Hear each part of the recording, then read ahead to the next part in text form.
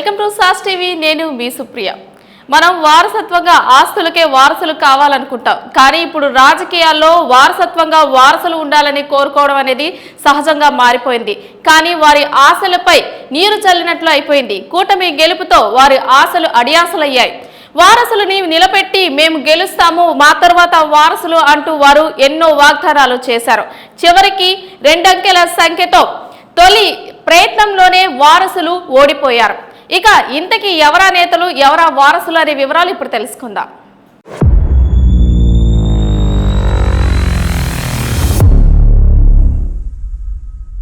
తండ్రుల రాజకీయ వారసత్వాన్ని అందుకోవాలనుకున్నారు. వారిలాగే ఒక్కో మెట్టు ఎదగాలని ఆశపడ్డారు. కానీ వారొకటి తలిస్తే ఓటర్లు మరోలా స్పందించారు. ప్రభుత్వ వ్యతిరేకత వైసీపీ సీనియర్లనే కాదు, వారి వారసుల ఆశల్ని కూడా తుడిచిపెట్టేసింది. 2 అంకెల సంఖ్యలో వారసుల తొలి ప్రయత్నంలోనే ఓటమిని మూటగట్టుకోవాల్సి వచ్చింది. కొందరు రాజకీయాలకు, మరికొందరు ఎన్నికలకు కొత్తేమో కానీ బ్యాక్గ్రౌండ్ మాత్రం స్ట్రాంగ్. దాన్ని నమ్ముకుని అరంగేట్రం అదిరిపోతుందని అనుకున్నారు. ప్రజల మద్దతుతో గెలిచి తండ్రుల కళ్లల్లో ఆనందం చూడాలని ఆశపడ్డారు. కానీ ప్రభుత్వ వ్యతిరేకతకు తోడు విపక్ష కూటమి వేవుతో వారసుల అంచనాలు తలకిందులు అయ్యాయి. వైసీపీలో కీలక నేతలు ఈసారి తమ వారసులకు టికెట్లు ఇప్పించుకున్నా గెలిపించుకోలేకపోయారు. చెవిరెడ్డి భాస్కర్ రెడ్డి, పేర్ని నాని, భూమన కరుణాకర్ రెడ్డి వంటి కీలక నేతలు ఏపీ అసెంబ్లీ ఎన్నికల్లో వారసుల బరిలోకి దింపారు. అయితే కూటమి ప్రభంజనంతో వారంతా వాషౌట్ అయ్యారు. తిరుపతిలో భూమన కరుణాకర్ రెడ్డి కుమారుడు అభినయ్ రెడ్డి జనసేన అభ్యర్థి చేతిలో ఓటమి పాలయ్యారు. ఇప్పటికే డిప్యూటీ మేయర్గా ప్రజల్లో తనదైన ముద్ర వేసిన కుమారుడిని ఎమ్మెల్యేగా చూడాలని ఆశపడ్డారు భూమన.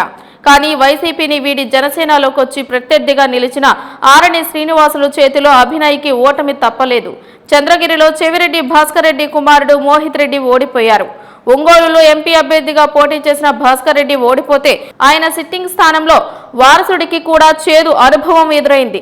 ఇక మచిలీపట్నంలో పేర్ని నాని కుమారుడు కృష్ణమూర్తి ఓటమి పాలయ్యారు.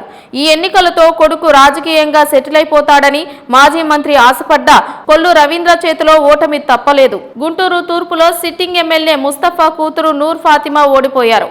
మంగళగిరిలో ఎమ్మెల్సీ మురుగుడు హనుమంతరావు కోడలు లావణ్యని దించినా అక్కడ నారా లోకేష్ గెలిచారు.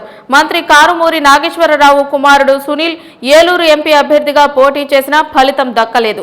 ఇక ఇద్దరు డిప్యూటీ సీఎంల కూతుళ్లకు వైసీపీ టికెట్లు ఇచ్చినా అదృష్టం కలిసి రాలేదు.